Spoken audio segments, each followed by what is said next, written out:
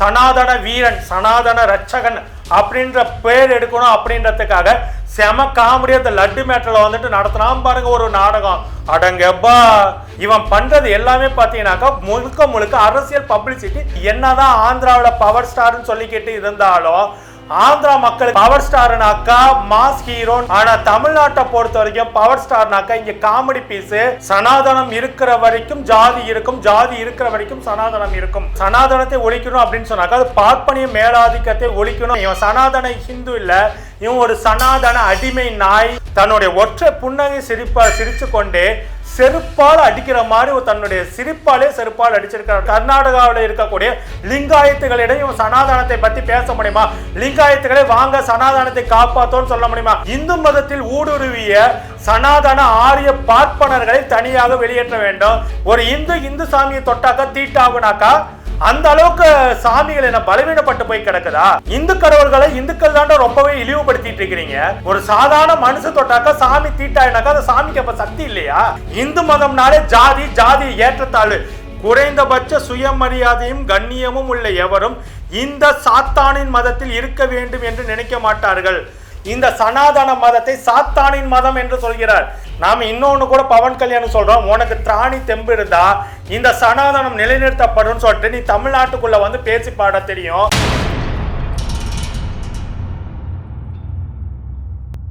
வணக்கம் தோழர்களே. ஜாதி வெறியன் பவன் கல்யாண் ஏன் இப்படி சொல்றேன்னா, இந்த நாட்டில் எவன்லாம் சனாதனத்தை தூக்கி பிடிக்கிறாங்களோ, எவன்லாம் சனாதனத்தை வந்து காக்கப்படணும் அப்படின்னு சொல்றாங்களோ அவங்க எல்லாருக்குள்ளேயுமே இந்த ஜாதிய உணர்வு, ஜாதிய வெறின்றது இருக்கும். நாங்கெல்லாம் ஜாதி பார்க்கறது இல்லைங்க, என்னதான் வெளியில சொல்லி கொண்டாலும் இவர்கள் மனதுக்குள்ள ஜாதியாகவே ரொம்பவே இருப்பாங்க. இப்படிப்பட்ட ஜாதி உணர்வோடு இருப்பதனால தான் அவர்கள் சனாதனத்துக்கு ஆதரவாக சனாதனத்தை காப்பாற்றணும் அப்படின்ற வேகத்தோட செயல்பட்டு இருக்காங்க. ஏன்னா சனாதனம் இருக்கிற வரைக்கும் ஜாதி இருக்கும், ஜாதி இருக்கிற வரைக்கும் சனாதனம் இருக்கும் அப்படின்றதான் இங்க வெளிப்படையான ஒரு விஷயம். இது அம்பேத்கர் அவர்களுமே பல இடங்கள்ல வந்து சொல்லியிருக்காங்க. அதன் அடிப்படையில தான் சனாதனம் காக்கப்படணும்னு சொல்லக்கூடிய எல்லா நபர்களுக்குள்ளயுமே ஜாதிய ஆதிக்க உணர்வு இருக்கும் அப்படின்றதுல எந்த ஒரு மாற்று கருத்து இல்லை. அதன் அடிப்படையில தான் பவன் கல்யாண் அவர்கள் ஜாதி வெறியன், சனாதன வெறியன் அப்படின்னு வந்து சொல்றேன். அப்படிப்பட்ட இந்த சனாதன வெறியன் பவன் கல்யாண் அவர்கள் வந்து பார்த்தீங்கன்னாக்கா கடந்த ஓராண்டுக்கு முன்னாடி, அதாவது 2023 செப்டம்பர் மாதம் தாமியகாசா நடத்தின சனாதன ஒழிப்பு மாநாட்டை கலந்து கொண்டு பேசும்போது சனாதனத்தை ஒழிக்கணுமா? ஆமா ஒழிக்கணும். ஏன்னா மலேரியா, டெங்கு போன அதுவும் ரொம்ப ஆபத்தானது, அதை ஒழிக்கணும்னு வந்து சொல்லி இருந்தாரு. சனாதனத்தை ஒழிக்கணும் அப்படின்னு சொன்னாக்கா அது பார்ப்பனிய மேலாதிக்கத்தை, பார்ப்பனிய சித்தாந்தத்தை ஒழிக்கணும் அப்படின்றதான் அவர் பேசுனதுடைய அர்த்தம். ஆனா இந்த சங்கிகளும் அறவேக்காட்டு மூளையோடு சுற்றி கொண்டிருக்கின்ற அறிவு கெட்ட மடைக்கூட்டம் இருக்கு இல்லைங்களா, நம்முடைய அர்ஜுன் சம்பத் போன்ற வகையறாக்கள், இவர்கள் எல்லாமே பார்த்தீங்கன்னாக்கா அதை வந்து அப்படியே மாற்றி இந்துக்களை இனப்படுகொலை செய்யறாங்க அப்படின்னு சொன்னாங்க. முதல்ல இங்க வெளிப்படையா புரிஞ்சு கொள்ள வேண்டிய விஷயம் என்னன்னாக்கா, இந்த சமுதாயத்துல இந்துக்கள் அப்படின்றவங்க வேறு, சனாதனத்தை தூக்கி பிடிக்கக்கூடியவர்கள் இந்துக்கள் அல்ல, அவர்கள் ஹிந்துக்கள் அப்படின்னு தான் சொல்ல முடியும். இந்து மதத்தில் இந்த சனாதன ஹிந்துக்கள், அதாவது பார்ப்பனியம் ஊடுருவினதுனாலதான் இன்னைக்கு இந்து மதத்துல ஏகப்பட்ட குளறுபடிகள் எல்லாமே உருவாச்சு அப்படின்றதை ஏற்கனவே பல ஆன்மீக பெரியவர்கள் எல்லாமே வெளிப்படையா சொன்ன விஷயங்கள் தான். அப்படி இருக்கும்போது பாத்தீங்கன்னாக்கா உதயநிதி ஸ்டாலின் அவர்கள் சனாதனத்தை ஒழிக்கணும்னு சொன்னது பார்ப்பனிய சித்தாந்தம் ஒழிக்கப்படணும், பார்ப்பனிய சித்தாந்தம் போதிக்கின்ற ஜாதி ஏற்றத்தாழ்வு ஒழிக்கப்படணும் அப்படின்னு பேசினத சங்கிகள் வலைதிரிச்சு பேசுனாங்க. ஒன்று இப்போ வந்து பார்த்தீங்கன்னாக்கா அதுக்கு இந்த ஆந்திராவுடைய துணை முதல்வராக இருக்கக்கூடிய சனாதன வீரன், சனாதன ரட்சகன் அப்படின்ற பேர் எடுக்கணும் அப்படின்றதுக்காக செம காமெடி அந்த லட்டு மேட்டர்ல வந்துட்டு நடத்தினாம் பாருங்க ஒரு நாடகம். அடங்கப்பா, உலக மகா நடிப்புடா சாமி அப்படின்ற ரேஞ்சுக்கு 11 நாள் விரதம் இருந்து மூச்சு வாங்க இது பண்ணி அதையெல்லாம் பப்ளிசிட்டி, இது எல்லாமே பப்ளிசிட்டி. இவன் பண்றது எல்லாமே பார்த்தீங்கன்னாக்கா முழுக்க முழுக்க அரசியல் பப்ளிசிட்டி, அசிஸ்டன்ட். கடவுளுக்காகவோ பக்திக்காகவோ அவன் இந்த விரதங்கள்லாம் இருக்க, தன்னுடைய பப்ளிசிட்டிக்காக. ஏன்னா இப்போ துணை முதல்வராக இருக்கா இல்லைங்களா, அடுத்து சந்திரபாபு அவர்களை நீக்கிட்டு இவன் முதலமைச்சர் ஆகிறதுக்கு அதுக்கு பிஜேபி ஆர்எஸ்எஸ் உடைய சப்போர்ட் முழுசா தேவை. அதுக்காக வந்து பார்த்தீங்கன்னா இந்த பப்ளிசிட்டி ஸ்டண்ட் எல்லாம் எடுத்துட்டு இருக்கான். ஏன்னா பிஜேபிக்கு நல்லா தெரியும் எந்த நேரம் வேணாலும் சந்திரபாபு அவர்கள் தங்களுடைய ஆட்சிக்கு வந்துட்டு ஆப்பு வைப்பாரு அப்படின்றது நல்லா தெரியும். அதனால இங்க கூடிக்கெடுக்கிற வேலை தான் ஆந்திராவில் பண்ணிட்டு இருக்காங்க. பிஜேபி இப்பொழுது சந்திரபாபுக்கு எதிராக கொஞ்சம் கொஞ்சமா பவன் கல்யாணம் கொம்பு சிவி விடுற வேலைக்கு வந்து பயன்படுத்திட்டு இருக்கிறாங்க. கொஞ்சம் கொஞ்சமா பவன் கல்யாணம் ஒரு ஹிந்துத்துவவாதியை உருவாக்கி அதன் மூலியமாக ஆந்திராவில் தங்களுடைய அரசியல் கட்டமைச்சுக்கணும்னு பார்க்குறாங்க. அதுக்கு வந்துட்டு பார்த்தீங்கன்னாக்க இப்போ பவன் கல்யாணம் வந்துட்டு ஆட்டி படைச்சிட்டு இருக்கிறாங்க. பவன் கல்யாணம் பிஜேபி சொல்றது தகுந்தபடி ஆடிட்டு இருக்கிறாங்க அப்படின்னு அது வேற கதை. அது நடக்கும்போது பார்த்துக்கலாம். இவன் வந்து டிராமா போட்டு எல்லாம் பண்ணிட்டு அந்த திருப்பதியில போயிட்டு பேசும்போது என்ன சொல்றான், நான் ஒரு சனாதன இந்து. முதல்ல வந்துட்டு ஒரு இந்து வந்துட்டு சனாதனத்தை ஏற்றுக்கொண்டு அவன் சனாதன இந்துவா இருப்பான், அவன் சனாதன இந்துவா இருப்பான். ஆனா அந்த சனாதனிவாதிகள் இவனை ஹிந்துவா ஏற்றுக்கொள்ள மாட்டாங்க, இவனை ஒரு சூத்ரனா தான் நடத்துவாங்க அப்படின்றதான் சமூக யதார்த்தமே. இந்த சங்கின்னு சொல்லலாம், இவனை ஒன்றும் தப்பு கிடையாது. இந்த சொரணையற்ற சங்கி வந்து பார்த்தீங்கன்னா என்னதான் தன்னை சனாதன நம்ம தமிழ்நாட்டில் ஒன்று சொல்லிட்டு இருக்குது இல்லைங்களா, பார்ப்பனன்னு சொன்னாலே போதும் ஸ்டேஜில் அத்தனை பேர் பார்த்துட்டு இருக்கான். ஒரு தொலைக்காட்சி உடன் கூட பார்க்காம தங்கை மதிவதனி அடிக்க போனான் பார்த்தீங்களா, கருத்தியல் கோலை அர்ஜுன் சம்பத், அந்த மாதிரி ஒரு கருத்தியல் கோலை தான் ஒரு சனாதன அடிமை. இவன் சனாதன ஹிந்து இல்லை, இவன் ஒரு சனாதன அடிமை நாய். பவன் கல்யாணம் வந்துட்டு சனாதனத்தை அழிக்க நினைச்ச வந்து அழிஞ்சு போயிருக்கிறாங்க அப்படின்னு வந்து சொல்லிட்டு பேசியிருக்காங்க. அதுக்கு உதயநிதி அவர்கள்ட்ட வந்து கேட்டப்ப உதயநிதி அவர்கள் தன்னுடைய ஒற்றை புன்னகை சிரிச்சு கொண்டே செருப்பால் அடிக்கிற மாதிரி தன்னுடைய சிரிப்பாலே செருப்பால் அடிச்சிருக்காருன்னு தான் சொல்லணும். சிரிச்சுக்கிட்டு லேட் வெயிட் அண்ட் சி அப்படின்னு சொல்லிட்டு மிக தெளிவாகவே சொல்லி இருக்கிறாரு. என்ன நடக்குதுன்ற பொறுத்து இருந்து பார்ப்போம் அப்படின்றத மிக தெளிவாகவே சொல்லி இருக்காரு உதயநிதி ஸ்டாலின் அவர்கள். நாம சொல்றது என்னன்னாக்கா, உதயநிதி ஸ்டாலின் அவர்கள் மட்டும்தான் இந்த சனாதனத்தை ஒழிக்கணும் அப்படின்னு சொன்னாரான்னு பார்த்தா இல்லை. இந்த காலத்தை இந்த நாட்டில் இந்த மண்ணில் ஏற்கனவே ஜாதி ஏற்றத்தாழ்வோடு இருக்கக்கூடிய இந்த சனாதன மதம், அதாவது மனிதனை மனிதனாக மதிக்க விடாம மனிதனை மனிதன் இழிவாக நடத்துவதற்கு கற்றுக் கொடுக்கின்ற இந்த சனாதன மதம் ஒழியணும்னு சொல்லிட்டு எத்தனையோ பேர் பேசி இருக்கிறாங்க. ஐயா வள்ளலார் ஆகட்டும், ஐயா வைகுண்டர் ஆகட்டும், ஐயா நாராயண குருவாகட்டும், புரட்சியாளர் அம்பேத்கர், தந்தை பெரியார், அயோத்திதாச பண்டிதர், ஜோதிராவ் போலேன்னு சொல்லிட்டு ஏகப்பட்ட பேர் வந்துட்டு இந்த சனாதனம் வீழ்த்தொழிக்கப்படும், இந்த சனாதனம் அழித்தொழிக்கப்படும் சொல்லிட்டே இருக்கிறாங்க.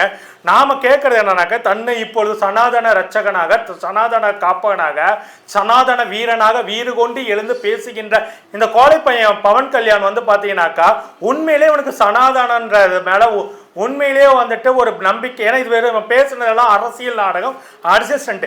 இவனுக்கு உண்மையிலேயே அந்த உணர்வு இருந்திருந்தா 2023 வருஷம் செப்டம்பர் மாசம் உதயநிதி ஸ்டாலின் அவர்கள் பேசினப்பே கண்டனத்தை தெரிவிச்சிருக்கணும். அப்பெல்லாம் வாயை பொத்திட்டு இருந்தான். இவன் எப்ப பேசுறான், இவனுக்குன்னு எப்ப ஒரு அதிகாரமும் பவரும் டெப்டி சிஎம்ன்ற ஒரு பதவியும் வருதோ அப்போ வந்துட்டு இதையெல்லாம் பேசுறான். அப்படின்னாக்கா இவன் பேசுறது எல்லாமே எச்சத்தனமான அயோக்கியத்தனம் அப்படின்ற வெளிப்படையாக இந்துக்களை ஏமாற்றி சனாதன படுகொலையில வந்து இந்துக்கள் மீளக்கூடாது அப்படின்றதுல வெளிப்படையா சொல்றாங்க. ஏன் இதே வந்துட்டு இந்துக்கள் நாங்கள்லாம் ஒற்றுமையா இருக்கோம்னு சொல்ற இந்த இவன் வந்து பார்த்தீங்கன்னா இந்த சனாதனத்தை தூக்கி கொண்டு கர்நாடகாவில் இருக்கக்கூடிய லிங்காயத்துகளிடம் இவன் சனாதனத்தை பற்றி பேச முடியுமா? லிங்காயத்துகளை வாங்க சனாதனத்தை காப்பாற்றோன்னு சொல்ல முடியுமா? ஏன்னா அந்த லிங்காயத்துகள் சனாதனத்துக்கு எதிரானவர்கள், ஜாதிய கட்டமைப்புக்கு எதிரானவர்கள். அந்த லிங்காயத்துகளே சொல்றாங்க நாங்க இந்துக்களே இல்லை, நாங்க வீர சைவர்கள், எங்களை இந்து மதத்தை வந்து வெளியேற்றுங்கன்னு சொல்றாங்க. தமிழ்நாட்டிலும் திருநெல்வேலி பக்கத்தில் இருக்கக்கூடிய வீர சைவர்கள் எல்லாருமே எங்களை இந்து மதத்தை வந்து வெளியேற்றுங்கன்னு சொல்லிட்டு குரல் கொடுக்க ஆரம்பிச்சிருக்கிறாங்க. என்னை பொறுத்த வரைக்கும் இந்து மதத்திலிருந்து சைவர்களோ வைணவர்களோ வெளியேற வேண்டிய அவசியம் இல்லை. என்னை பொறுத்த வரைக்கும் இந்து மதத்தில் ஊடுருவிய சனாதன ஆரிய பார்ப்பனர்களை தனியாக வெளியேற்ற வேண்டும். ஏன்னா சிதம்பர தீட்சிதர்களே கோர்ட்ல ஒரு அபிடவிட்ல என்ன சொல்லியிருக்கிறாங்களாமா, நாங்க இந்துக்களே இல்லைங்க, நாங்க ஒரு தனி மைனாரிட்டி மதம்னு சொல்லியிருக்கிறானுங்க இந்த தீட்சிதர்கள். அப்படி இருக்கும்போது இந்த பார்ப்பனியர்கள் 100% இருக்கக்கூடிய இந்துக்கள் இருக்கக்கூடிய இந்த சமூகத்துல இந்த 3% பார்ப்பனியர்கள் இந்து மதத்துக்குள்ள ஊடுருவி ஒட்டுமொத்த இந்து மதத்தையும் சீர்குலைத்து அதுக்குள்ள மூட நம்பிக்கைகளை விதைத்து அது மூலமா மனிதன் அடிமையாக நடத்துகின்ற வேலையை அவருடைய மூளைக்குள்ள போட்டு பூட்டி வச்சதுனால இன்னைக்கு இந்த ஜாதி இழிவுல இருந்து வர முடியல. பல பேர் பாத்தீங்கன்னாக்கா இந்த ஜாதி இழிவை வந்துட்டு பெருமை நினைச்சிட்டு பல பேர் வந்துட்டு தங்களை வந்துட்டு காப்பாத்தி சனாதனின்னு சொல்லிட்டு சுத்திட்டு இருக்காங்க. உண்மையிலே சனாதனத்திற்கும் இந்து மதத்திற்கும் எந்த தொடர்பும் இல்லை. சனாதனம் இந்து மதத்திலிருந்து விரட்டி அடிக்கப்பட வேண்டும் அப்படின்றது முதல்ல சனாதனத்தை இந்து மதத்தை வந்து விரட்டி அடிச்சாலே போதும், சனாதனம் அழிந்தொழியும். அதுலயும் அந்த கூட்டத்துல இந்த சனாதன கோழை பையன் பவன் கல்யாண் என்ன பேசியிருக்கானாக்கா, காஷ்மீர் முதல் கன்னியாகுமரி வரைக்கும் இந்துக்களுக்குள்ள ஒற்றுமை இல்லை. ஆமாண்டா, நீங்க வந்துட்டு இந்துக்களே ஒன்றுபடுகள்னு சொல்லுவீங்க, மசூதியையும் சர்ச்சுகளையும் இடிக்க வைப்பீங்க. அதுக்கப்புறம் அந்த இடத்துல இடிச்சதுக்கு அப்புறமேட்டு சாமானிய பிற்படுத்தப்பட்ட ஒடுக்கப்பட்ட இந்துக்களை வந்துட்டு அந்த இடத்துக்குள்ள வரவிடாம நீங்க ஒரு கோயிலை கட்டி அந்த கோயிலுக்குள்ள பார்ப்பனர்கள் உள்ள விடுவீங்க. இந்துக்களே ஒன்றுபடுகள் இன்னைக்கு சொல்ற இதே பவன் கல்யாண் போன 2022 செப்டம்பர் மாசம் வந்து பாத்தீங்கன்னாக்கா கர்நாடகா மாநிலத்துல உள்ளேரஹள்ளி அப்படின்ற ஒரு கிராமத்துல வந்து பாத்தீங்கன்னாக்கா ஒடுக்கப்பட்ட சமூகத்தை சேர்ந்த ஒரு சிறுவன் அந்த ஊர்ல இருக்கக்கூடிய சாமி சிலையை தொட்டுட்டான் அப்படின்றதுனால அந்த சாமி சிலையை தொட்டுட்டான் அப்படின்றதுக்காகவே அந்த சாமி சிலை தீட்டாயிடுச்சு, அந்த கோயில் தீட்டாயிடுச்சுன்னு சொல்லி அந்த பையனை வந்துட்டு கடுமையா தாக்குனதோட அந்த குடும்பத்துக்கு 60,000 ரூபாய் அபராதம் போட்டாங்க, ஊரை விட்டு தள்ளி வச்சாங்க. அதாவது ஒரு இந்து சிறுவன் இந்து சாமியை வந்து சாமி சிலையை தொட்டதுக்காக அந்த சாமி சிலை தீட்டாயிடுச்சுன்னு சொன்னாங்க. அது எப்படிங்க? ஒரு இந்து சாமியை தொட்டாக்கா தீட்டாகுனாக்கா அந்த அளவுக்கு சாமிகள் என்ன பலவீனப்பட்டு போய் கிடக்குதா? இந்து கடவுள்களை இந்துக்கள் தாண்ட ரொம்பவே இழிவுபடுத்திட்டு இருக்கிறீங்க. ஒரு சாதாரண மனுஷ தொட்டாக்கா சாமி தீட்டாயினாக்கா அந்த சாமிக்கு அப்ப சக்தி இல்லையா? என்ன ஒரு இழிவுத்தனமான ஒரு நம்பிக்கை விதைச்சு அந்த கடைசியில் அந்த குடும்பம் என்ன பண்ணாங்க தெரியுங்களா? நாங்க இனிமேல் வந்துட்டு இந்த மதமே எங்களுக்கு வேணாம், இந்த சாமியே எங்களுக்கு வேணாம்னு சொல்லிட்டு அவங்க தங்க வீட்டில் இருக்கக்கூடிய எல்லா சாமி படங்களையும் தெருவில் தூக்கி போட்டுட்டு அவங்க வந்துட்டு அம்பேத்கரை வந்துட்டு வச்சு இனி எங்களுக்கு அம்பேத்கர் தான் சாமின்னு சொல்லிட்டு நிறுவிட்டாங்க. நாம என்ன கேட்கறோம்னாக்கா, நீ அன்னைக்கு என்ன போய் புடுங்கிட்டு இருந்த பவன் கல்யாண், நீ வந்து பெரிய சனாதன வீரன், இந்துக்கள்லாம் ஒற்றுமையா இருக்கணும்னு சொன்னி நீ அப்ப என்ன பண்ணிக்கணும்? அந்த அந்த உள்ளேரஹள்ளி கிராமத்துக்கு போய் அங்க இருக்கவங்க எல்லாம் நம்மள இந்துக்கள் வாங்க ஒற்றுமையா இருக்கணும், இந்த மாதிரிலாம் பண்ணக்கூடாது என்னைக்கா பேசியிருக்கிறியா? இந்து மதம்னாலே ஜாதி ஜாதி ஏற்றத்தாழ்வு. ஏன்னா இங்கதான் மிக தெளிவாக அம்பேத்கர் சொன்னாங்க. ஏன்னா இங்க சனாதனத்தை ஏற்றுக்கொண்டிருக்கின்ற உங்களை மாதிரியான அயோக்கிய பெயர்களுக்கு ஒண்ணு புரியவே மாட்டேங்குது. ஏன்னா ஒரு 10 பேர்த்துடைய கால்கள் உங்க தலையை வந்துட்டு அழுத்திட்டு இருந்தா உங்களுக்கு எல்லாம் கொஞ்சம் கூட கவலை இல்லை. ஏன்னா ஒரு 10 பேருடைய கால்கள் பவன் கல்யாணுடைய தலை மேல வைத்து கொண்டு அவரை அழுத்தி கொண்டு இருந்தாலும் அவருக்கு கவலை இருக்காது, இந்த சனாதன கோழைகளுக்கு கவலை இருக்காது. ஏன்னா இவர்கள் காலுக்கீழ நிச்சயமாக ஒரு தலை இருந்தா போதும் அப்படின்னு நினைக்க. ஏன்னா இவர்கள் கால்கள் அழுத்துவதற்கு ஒரு தலை இருந்தா போதும் அப்படின்ற ஒரு கேடுகட்ட புத்தி. ஏன்னா இவன் காலுக்கீழ ஒரு கால் இருந்துட்டா போதும், என் தலை மேல எத்தனை கால்கள் வேணா என் தலையை அழுத்திக்கலாம் அப்படின்னு இவனுங்க நினைக்கிறானுங்க. இந்த ஒரு இழிவான புத்தி இருக்கிறதுனாலதான் இவனுங்க சனாதனம் காக்கப்படும் சொல்றாங்க. புரட்சியாளர் அம்பேத்கர் வந்து மிக தெளிவாக சொல்றாரு. ஏன்னா புரட்சியாளர் அம்பேத்கர் வந்துட்டு ஒரு விஷயத்தை வந்து மிக தெளிவாகவே கேட்டிருக்கிறாரு. அது என்னன்னாக்கா, நான் உங்களை ஒன்று கேட்க விரும்புகிறேன், மனித தன்மை தொலைத்து விட்ட உங்களை மதிக்காத பாதுகாக்காத மனிதனாக கூட நடத்தாத ஒரு சமூகத்திற்குள் வாழ்ந்து கொண்டிருப்பதில் ஏதாவது பொருள் இருக்கிறதா? மாறாக இந்த சமூகம் உங்களை எந்த ஒரு தருணத்தையும் தவறாமல் பயன்படுத்திக் கொள்கிறது. குறைந்தபட்ச சுயமரியாதையும் கண்ணியமும் உள்ள எவரும் இந்த சாத்தானின் மதத்தில் இருக்க வேண்டும் என்று நினைக்க மாட்டார்கள். மிக தெளிவாகவே சொல்றாரு. குறைந்தபட்சம் சுயமரியாதையும் கண்ணியமும் உள்ள எவரும் இந்த சாத்தானின் மதத்தில் இருக்க வேண்டும் என்று நினைக்க மாட்டார்கள். அடிமைத்தனத்தை விரும்பி ஏற்றுக்கொள்பவர்கள் மட்டுமே இந்த மதத்தில் இருப்பார்கள் அப்படின்னு சொல்லிட்டு அம்பேத்கர் அவர்கள் இந்த சனாதன மதத்தை சாத்தானின் மதம் என்று சொல்கிறார். ஏன்னா இந்த மதம் தான் மனுஷனை மதிக்காதரா அப்படின்னு மிக தெளிவாகவே சொல்லிட்டு இருக்குது. அதனாலதான் இதை வந்துட்டு எதிர்க்கிறாங்க. இந்த நாம இன்னொன்னு கூட பவன் கல்யாணம் சொல்றோம், உனக்கு திராணி தெம்பு இருந்தா இந்த சனாதனம் நிலைநிறுத்தப்படும் சொல்லிட்டு நீ தமிழ்நாட்டுக்குள்ள வந்து பேசி பாட தெரியும், அப்ப என்ன நடக்கும்னு தெரியும். இங்க வந்துட்டு உங்களை மாதிரி வந்துட்டு வன்முறை பேச்செல்லாம் பேச மாட்டேன், கருத்தியல் ஆயுதத்தோட எடுத்து பேசுவாங்க, கருத்தியலை எதிர்கொண்டு அடிச்சு வீழ்த்துவாங்க. அதை விட முக்கியம், நீ என்னதான் ஆந்திராவில் பவர் ஸ்டார்னு சொல்லிக்கிட்டு இருந்தாலும் ஆந்திரா மக்களுக்கு வேணா பவர் ஸ்டார்னாக்கா மாஸ் ஹீரோன்னு நினைப்பாங்க. ஆனா தமிழ்நாட்டை பொறுத்த வரைக்கும் பவர் ஸ்டார்னாக்கா இங்க காமெடி பீஸ் அப்படின்றது மட்டும்தான் யதார்த்தம். அதனால உன்னுடைய பேச்சு அப்படின்றது நீ சனாதனத்தை தூக்கி கொண்டு இந்துக்களே ஒற்றுப்படுங்கன்னு சொன்னாலும் அது சனாதன இந்துக்களாக இருக்கக்கூடிய பார்ப்பனர்களுக்கு தான் லாபமே தவிர உனக்கோ உன்னுடைய நீ சார்ந்த சமூகத்துக்கோ இல்லை நீ வாழ்கின்ற இன மக்களுக்கோ உன்னுடைய சொந்த இன மக்களுக்கு கூட வந்துட்டு அதாவது தெலுங்கு பேசுகின்ற தெலுங்கு மக்களுக்கு கூட கொஞ்சம் கூட இந்த சனாதானத்தால் எந்த ஒரு பயனும் இல்லை. மத அரசியல், ஒரு துணை முதல்வரா மத அரசியலை கையில் எடுக்கிறத விட்டுவிட்டு மரியாதையா உன் மாநில வளர்ச்சிக்கு என்ன வழியோ அதை போய் பாரு. அதை விட்டுவிட்டு தேவையில்லாம மதம் சாமி இப்ப கூட வந்து பாருங்க, அந்த திருப்பதி லட்டு செய்யறதுக்கான நெய்யில வந்துட்டு மாட்டு கொழுப்பு கலக்கப்பட்டுதான் சொல்லப்படுற விஷயத்துல கூட தமிழ்நாட்டில் இருக்கக்கூடிய ஏஜா டைரியில இருந்து வந்தது. கடைசியில் அது வந்து பாத்தீங்கன்னாக்கா இப்ப ஆந்திராவில் இருக்கக்கூடிய ஒரு நெய் கம்பெனிக்காரங்க தான் அதை வந்துட்டு சப்ளை பண்ணியிருக்காங்க ஏஆர் டைரிக்கு அப்படின்ற தகவலும் வந்திருக்குது. அப்படி இருக்கும்போது பார்த்தீங்கன்னாக்கா முதல்ல நீ வந்துட்டு அந்த மாட்டு கொழுப்பு கலக்கப்பட்ட நெய்யை வந்துட்டு சப்ளை செய்த உன் மாநிலத்தில் இருக்கக்கூடிய அந்த நெய் கம்பெனி மேல நடவடிக்கை எடுக்கிறத விட்டுவிட்டு வெட்டுத்தனமா அரசியலுக்காக இந்த மாதிரியெல்லாம் பேசுறத விட்டுவிட்டு மக்களுக்கு ஒரு துணை முதல்வர் பதவியில் இருக்க மக்களுக்கு நியாயமாக என்ன செய்ய வேண்டும், அவர்களுடைய பிரச்சனைகள் தீர்றது. ஏன்னா திருப்பதி லட்டுல வந்துட்டு கலந்தது வந்துட்டு ஆக்சுவலா இது வந்துட்டு வெளியில சொல்லியிருக்கவே கூடாது. முதல்ல ஒரு பொறுப்புள்ள முதலமைச்சராக இருந்தாலும் சரி, துணை முதல்வராக இருந்தாலும் சரி, ஒரு பொறுப்புள்ள அரசாங்கம் இது சென்சிட்டிவான விஷயம் சொல்லிட்டு இதை வெளியே சொல்லியிருக்கவே மாட்டாங்க. ஏன்னா இது மக்கள் மனசை வந்துட்டு பல பேருடைய மனசை வேதனைப்படுன்ட்டு. இன்னொன்னு கூட சொல்றேன், நீ இந்துக்களே ஒன்றுபடுங்கன்னு சொல்றியே, இதே திருப்பதி லட்டு தயாரிக்கிற விஷயத்திலேயே வந்துட்டு இங்க தமிழ்நாட்டில் ஒரு பார்ப்பன லேடி வந்து சொல்றாங்க, நாங்கள் திருப்பதியில போயிட்டு லட்டு வாங்குறதே இல்லை, ஏன்னா அங்க எல்லாருமே வராங்க அப்படின்னு சொன்னாங்க. இதுதான் சனாதனம். இந்த சனாதனம் ஒழிக்கப்படும் தான் சொல்றோம். இந்த சனாதனம் தமிழ்நாட்டில் மட்டும் இல்ல, ஒட்டுமொத்த உலகத்திலிருந்தே ஒழிக்கப்படும். ஏன்னா சனாதனம்னா முழுக்க அது ஏற்றத்தாழ்வு, அது எல்லா விதமான ஏற்றத்தாழ்வையும் சொல்லும்.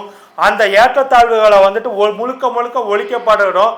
அது வந்து நிச்சயம் கொஞ்சம் காலமாகும். இப்ப உதயநிதி சொல்றாரு அப்படின்னாக்கா, உதயநிதி சொன்னதுக்கு அப்புறம் உதயநிதி அவருக்கு அப்புறமேட்டு இன்னும் பல பேர் சொல்லிக்கிட்டு தான் இருப்பாங்க. ஆனா நிச்சயமாக, ஏன்னா இந்த 2000 ஆண்டு கால இந்த சமுதாய கழிவான சனாதனம் வந்துட்டு அழித்து ஒழிக்கப்படுவதற்கு குறைஞ்சது ஒரு 2000 வருஷமா ஆகும். ஆனா நிச்சயமாக இந்த மண்ணில் இருந்துட்டு சனாதனம் நிச்சயமாக வெளிக்கப்படும். மனிதனின் மூளையில் புகட்டப்பட்ட இந்த சனாதன விலங்கு குறைந்தபட்சம் ஒரு 2000 ஆண்டுகளுக்கு பிறகாது இப்பொழுது வந்து கொஞ்சம் கொஞ்சமாக உடைக்கப்பட்டு இருக்குது. அது 2000 ஆண்டுகளுக்கு பிறகு முற்றிலும் முழுவதுமாக உடைக்கப்பட்டு அன்னைக்கு இந்த சனாதனமே இல்லாமல் இருக்கும் அப்படின்னு தான் சொல்லிக்கிறோம். நிச்சயம் ஒரு நாள் இந்த மண்ணில் சனாதனம் அழித்தொழிக்கப்படும் அப்படின்ற எந்த விதமான மாற்று கருத்தும் இல்லை. நன்றி, வணக்கம் தோழர்களே. இப்போ ஸ்டெர்லைட் கிட்ட பணம் வாங்குறது, இந்த மாதிரி நிறுவனங்கள்கிட்ட பணம் வாங்குறது, அந்த ஸ்டெர்லைட் நிறுவனம் காப்பர் கழிவுகளை வெளியேற்றுது, அதனால் தமிழ் மண் பாதிக்கப்படுது, தமிழர்கள் பாதிக்கப்படுறாங்கன்னு ஏன் சீமானுக்கு தோணல? அப்ப அந்த பிணங்களின் மீதும் நீங்கள் வந்து பணத்தை பார்த்துருக்கீங்கல்ல. ஈழ தமிழர்களின் பிணங்களின் மீது பணத்தை பார்த்துறீங்க, ஸ்டெர்லைட் பிணத்தின் மீது பணத்தை பார்க்குறீங்க, இந்த பக்கம் மணல் கொள்ளையை வந்து எதிர்த்து பேசுறீங்க, ஆனா சைட்ல கட்டிங் வாங்கிக்கிறீங்க.